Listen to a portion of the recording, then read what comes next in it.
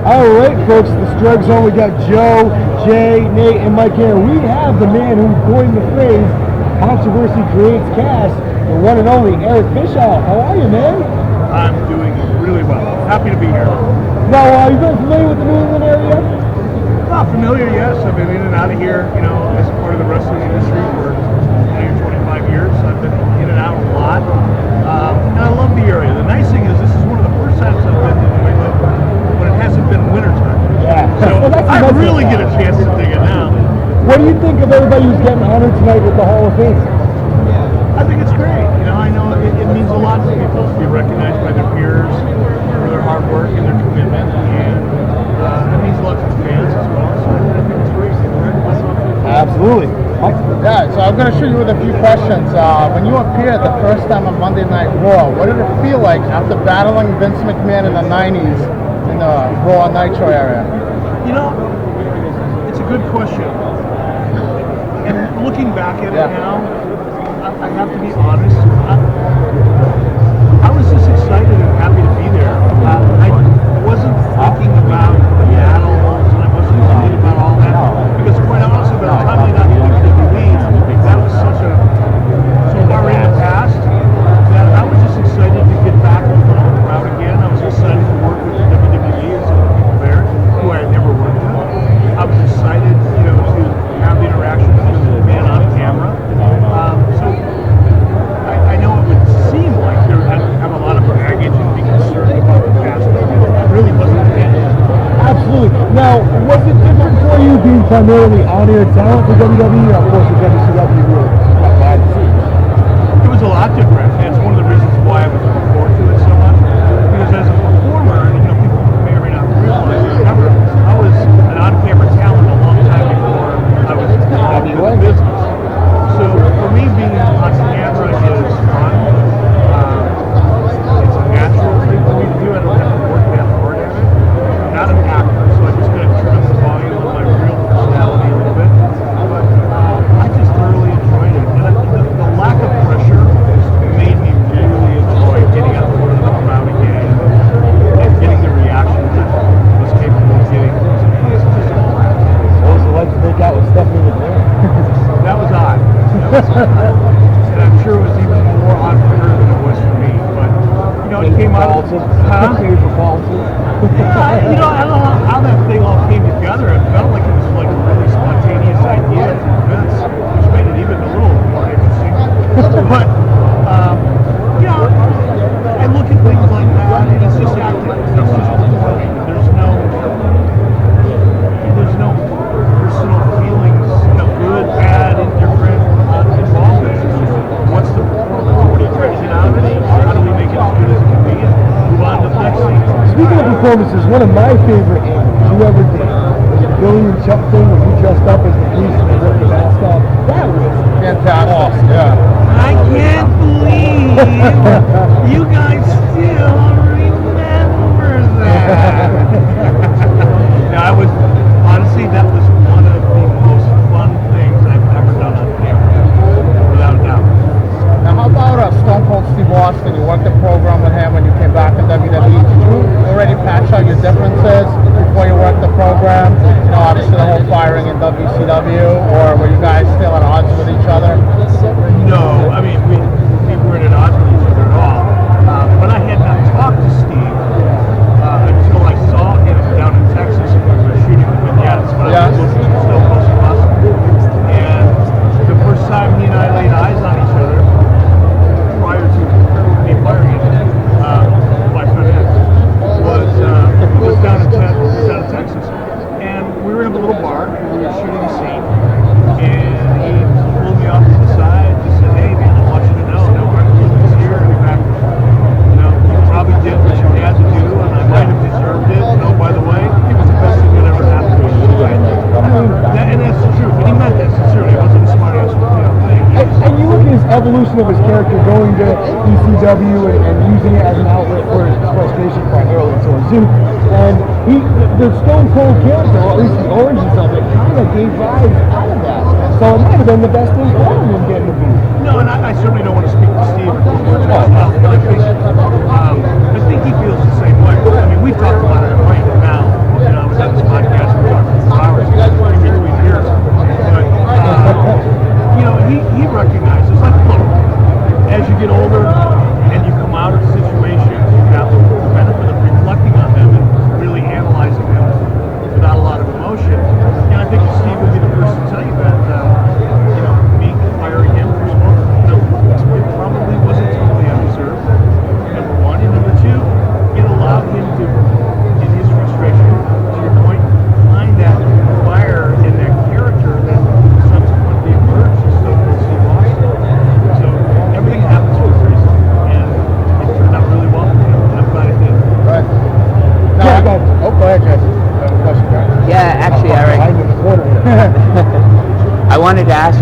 a little bit about your entertainment company there that you put together back in about 2013, was it?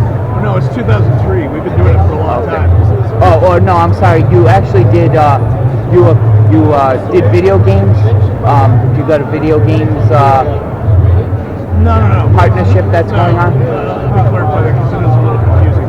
Bischoff Hervey Entertainment is a company that I own with my business partner, Jason Hervey. And our core business is producing reality television, non-scripted reality television. And we've been doing that. The first show we did was for NBC with Paris Hilton's mother. I Want to Be a Hilton. Since 2003, we've probably done 10, 12, 15 different shows for various networks. That's our core business. In addition to that, we have a company called MX Gaming. And MX Gaming is a company that designs and builds digital internet casino-style games. Specialized in slot machines. So, for example, I could pull up on my phone a slot machine casino that's got Hulk Hogan in it. It's got Dennis Rodman. It's got Chuck Norris. It's going to have the Blues Brothers pretty quick. They'll sign that deal. James Dean. So we've got 5 or 6 of those digital slot machines. We distribute them internationally where online gaming is legal. Quick question about I know you're a black belt in Taekwondo. There was, a lot of wrestlers crossing over in MMA. Did you ever think about maybe opening an MMA promotion at one point, or anything along those lines? Or no, I was involved in karate as a competitor from about 76 on up until about 81. I got my black belt in 79, and I had a couple pro fights in 80, 81. But no, I've never thought about it. MMA long after I forgot where I put my black belt. So it would be silly for me to try to be involved. The sport is completely different now than it was when I was involved. I respect it. I enjoy watching it from time to time, but generally not really a big MMA fan. Yeah. Okay. One other question too. In the AWA, you worked sales. You worked in sales. How nervous were you when they asked you to get in front of the camera? You know, I wasn't nervous. I don't really get nervous. It's not in my nature. Except for the IRS. They make me nervous. But other than that, no, I don't really get nervous. I didn't know anything at all about what I was about to do. I had no skills. Were you knowledgeable about wrestling prior to that? I was knowledgeable about wrestling, but being knowledgeable about wrestling and being an effective announcer is two entirely different things. It was literally a trial by fire. I had to learn another job. And you did a lot of interviews and stuff. You were kind of the Mean Gene role at one point. What was that? Exactly. What was that, rather? Well, what that was my opportunity. When I worked for Vertigani, I would start out in sales and syndication, and they had an announcer that actually took me to the slot when he went off to WWF by the name of Larry Nelson. And every Tuesday, Vertigani would fly wrestlers in from all over the country, and they would spend 12 to 15 hours doing edit markets and promos, promoting their tours and the syndicated shows around the 5-state area in the Midwest. Larry Nelson, he liked to have a cocktail or two, and the night before, he had a cocktail or 5, and ended up in jail. Nobody knew where he was, and Vern had all these wrestlers sitting around the studio waiting to do interviews and nobody to hold that mic.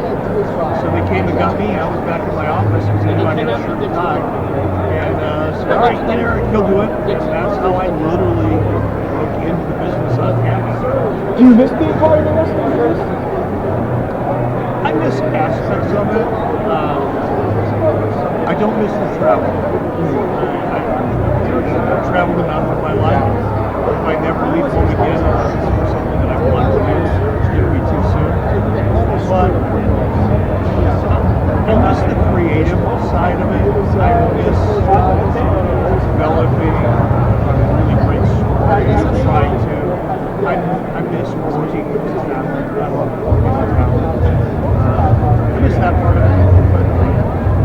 it seems like you have some epic road stories. I know, let's throw back a few Brewskis. I know you and Hulkster and some of the guys used to hang out. If you could, for the StrikeZone audience, could you share maybe one of these road stories that maybe people haven't heard on podcasts or shoot interviews? A little nugget that, You know, I really don't have any road stories because the truth of the matter is I didn't spend a lot of time on the road. When I went into town to do Nitro, I flew in the night before, did the show, flew out the next morning. So I'm unlike a lot of the wrestlers who drove from town to town to town. You know, that wasn't part of my life. So I don't really have any road stories. You know, the one, I guess, a moment that I may have shared this before with somebody else. I was in Las Vegas getting ready to do Halloween Havoc, and Randy Savage had a match in the main event, and his contract was coming up a month or two afterwards. So of course Randy was very concerned about what was going to happen in his match because he knew his contract was coming up and he didn't want to give away a lot of leverage. And Randy was kind of a wound up, extra tight guy anyway, and a little on the paranoid side by nature. So Randy called me up the night before. Hey, brother, meet me in my room. 8 o'clock tomorrow morning. 8 o'clock in the morning in Las Vegas doesn't work for anybody, including me. But I showed up in his room at 8 o'clock in the morning, probably a little over. Knocked on the door. Randy opens the door. He's wearing a towel, and he's dyeing his hair, and he's dyeing his beard, walking his eyebrows, whatever else he was doing. And he was pretty intense. He already wound himself up. So he's in the bathroom. He drops the towel. He goes in the bathroom. He's standing in the bathroom, stark ass naked, dyeing his beard, which is a little weird. I went out into the suite area, and I'm sitting there by myself. Oh, by the way, there's a table there with those real room service cards. It's got about 40 beers on it in ice. 8 o'clock in the morning. Randy'd already had a couple. And he's all moved up. And we're talking, you know, trying to have this quasi-negotiation. All of a sudden I hear a knock on the door. So I get up and I answer the door. It was more room service. We ordered breakfast. So I open up the door and the guy comes in, and I wasn't thinking, the guy comes in, and there's Randy standing there stark ass naked with his beard dyed. There's me standing there, and I'm thinking, oh, this looks really screwy. I can only imagine what the rumors are going to be when this room service guy says 8 o'clock in the morning, Bischoff and Savage's girl is naked. It's a little weird, but unfortunately I never got out. Still down. let's break the internet with that one. Okay, guys. I want to go back to WCW and one of the gentlemen over here, Bill Goldberg. We all know he went to go 173-0. Was it originally planned for him to go on the street when he first came in, or was this like a show by show? Where are we going with this? It's a rare thing, obviously, for somebody to go 173-0 in professional wrestling. Yeah, it wasn't the plan originally, to be honest with you. Bill we ran Bill through the training center really fast, and Bill was pretty limited in terms of what he could do, but we wanted to get him out because he was such a powerful character. So the only thing we could do is put him out there in short matches and put him over. And then after a week or 2 or 5, whatever it was, after a period of time, we went, wow, this is pretty cool. People are digging this. And that's when it was really more of an afterthought reaction to what we were seeing as opposed to a massive plan.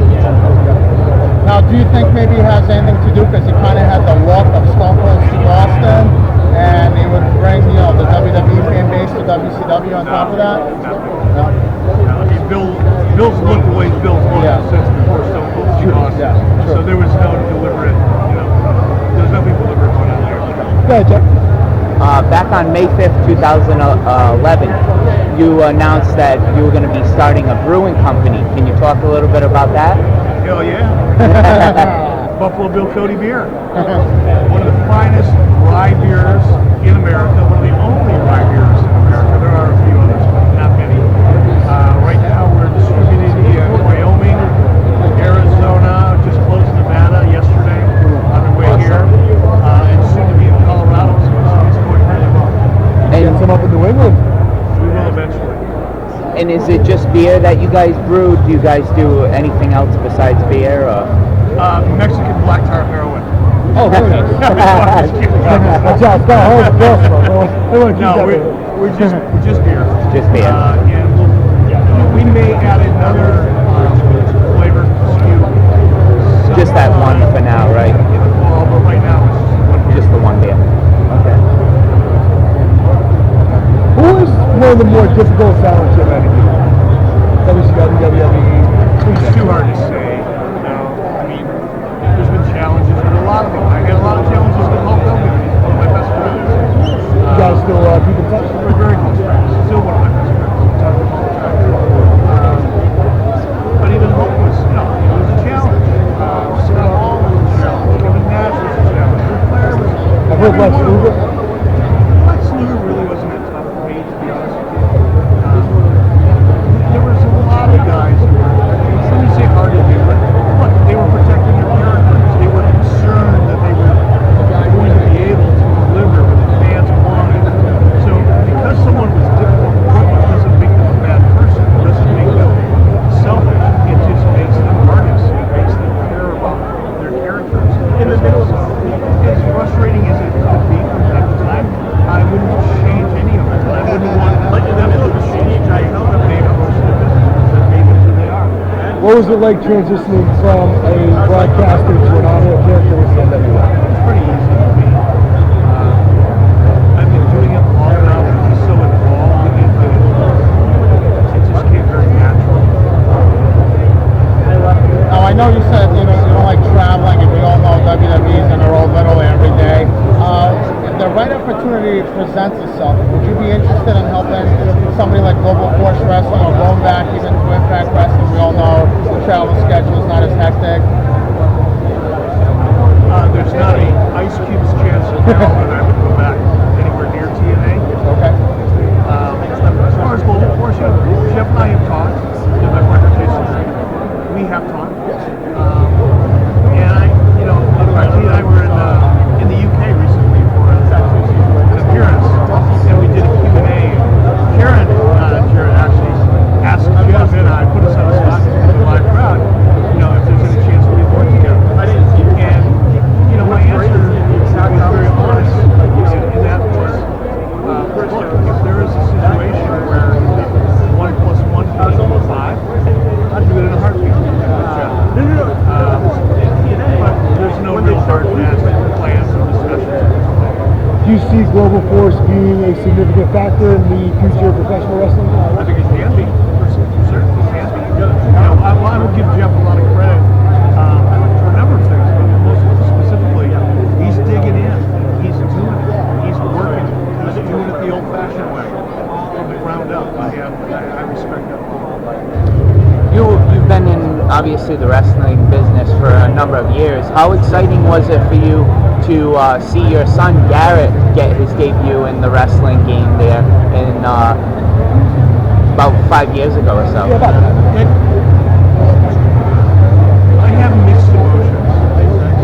On the one hand, I didn't really want it for him because I know the realities of the wrestling business.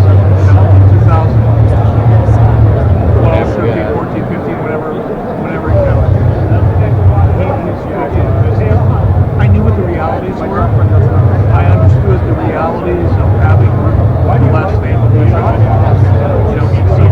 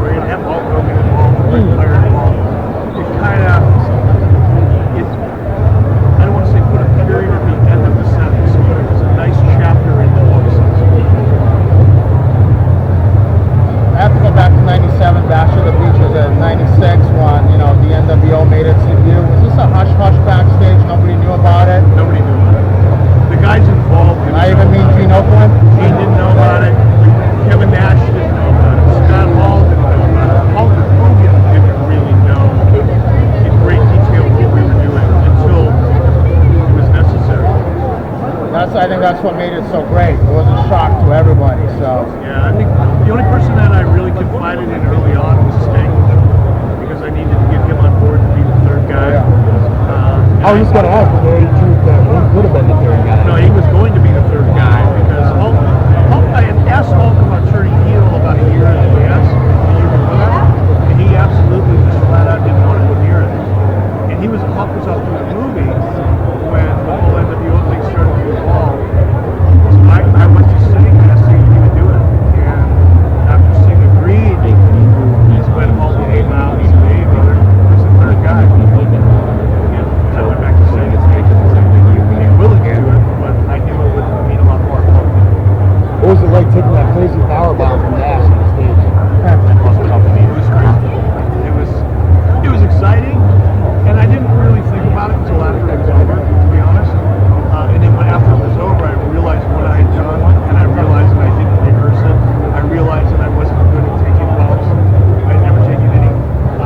I realized the myriad of things that could have gone wrong, and I was very thankful to God that it didn't. I think you made out better than Dixie Carter did on the Bully Ray power bomb. I would see Nick make you that. I would hope that I made out better than this. Couple last questions here. Any regrets just in the wrestling business or in WCW that stand out? Any regrets? Frank Sinatra have a song about regrets. I've had a few. Too few to remember. I don't, no, to be honest with you, no, I have no regrets. Are there things that I wish I would have done differently? Of course. But when you have 20/20 hindsight, you could have done everything perfect. I could have won the Super Bowl as a head coach on the following Monday, knowing everything that we saw happen during the game. So I don't think like that. I just don't. Was there any truth to the rumor that you were close to purchasing WCW? Oh yeah. It wasn't a rumor. That's a fact. We were probably a month away from closing the deal. What was that? Was AOL or what was it really? It was AOL Time Warner. They changed the deal in the middle of closing. They changed the deal and made the deal untenable. Was it tough seeing Nitro close, the whole big thing, the simulcast? Now, when the deal went down and we weren't able to buy WCW, I mentally and emotionally closed that book and didn't really think about it much after that. Well, Eric, I know you have a lot to get to today. I know you just came from the Q&A, correct? No, I'm actually going up to the... I gotta go. Oh, so we're holding you I up. was on my way to go get a sandwich when I ran into you guys. Well, go get a sandwich. Eric, right here. Controversy Create Cast. If you haven't read the book, go get the book on Amazon or the audio book or whatever's out there. Eric, thank you very much for joining us. Thank you for your contribution to Thank you, I the business. appreciate it. You're a great role model to me and influence to me as an announcer and as a GM and an on-field personality. And just thank you for everything. And thank you for your time, sir. Thank you guys.